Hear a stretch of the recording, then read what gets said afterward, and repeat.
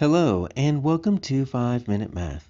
Today we are looking at the Algebra 1 concept of solutions for systems of equations. This is standard A.3F in the great state of Texas, and we are using item number 45 off the 2022 released STAAR test. If you haven't done so already, please go ahead and take a moment to pause the video, work this problem out on your own, unpause it, and we will look at our answers together. So we need to find the graph that best represents this system of equation and its solution. So system of equations is when you have two or more functions graphed on the exact same graph. So each of these graphs have two different lines. The solution, right, of any of these graphs is going to be when you take a point off the line, plug it in, and you get a true statement, right? Because if it's a point off the line, then if you take that point, plug it back into the equation for that line, it's going to obviously make a true statement. But we need to find the solution, which means what we're looking for is we're looking for this point of intersection. One of these points of intersection is actually going to satisfy both lines because it's actually on both lines. So what set of coordinates could we plug into both lines and get true statements? Well, there's two different ways to do it.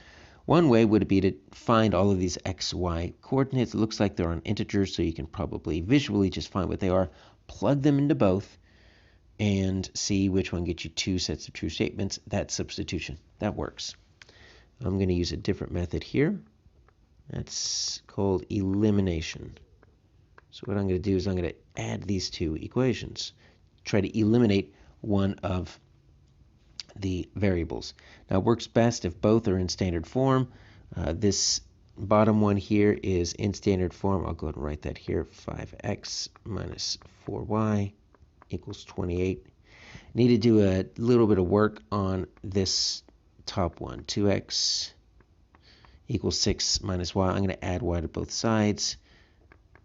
All right, so I'm going to get 2x plus y equals 6.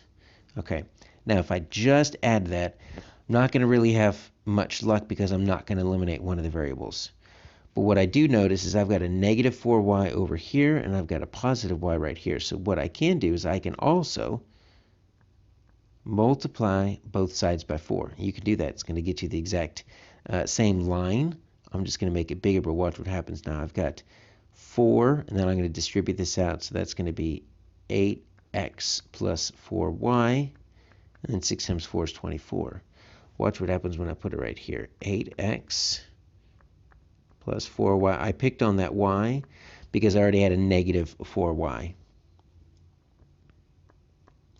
We could have eliminated the x if we wanted to, but I wanted to eliminate this y because now if I add these two equations, I've got a negative 4y, positive 4y. That eliminates the y. So now all I know is that 13x is going to equal 52. All right, so 13x equals 52. Well, I can easily solve for that, can't I? By dividing both sides by 13. If we think of a standard deck of cards, it's got 52 cards, 4 suits. There's 13 cards in each suit. So x is going to equal 4 because 52 divided by 13 equals 4.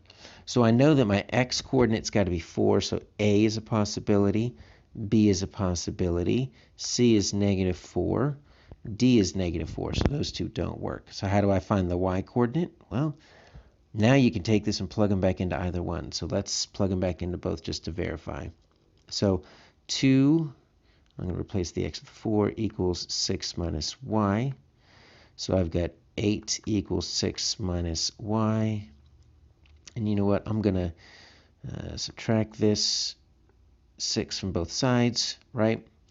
So I'm going to get 2 equals negative y. I don't want a negative y though, so I just need to multiply both sides by negative 1.